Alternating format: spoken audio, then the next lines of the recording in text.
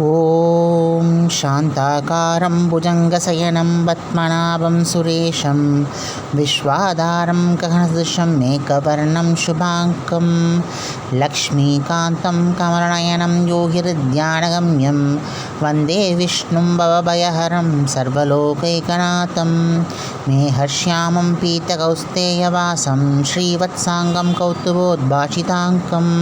पुण्योपेदं पुण्डरीकायदाक्षं विष्णुं वन्दे सर्वलोकैकनाथं नमः समस्तभूतानामादिभूताय भूघृते अनेकरूपरूपाय विष्णवे प्रभविष्णवे शशङ्खचक्रं सकिरीटकुण्डलं सपीतवस्त्रं सरसीरुहेक्षणं सहारवक्षस्थलशोभिकौस्तुभं नमामि विष्णुं शिरसा चतुर्भुजं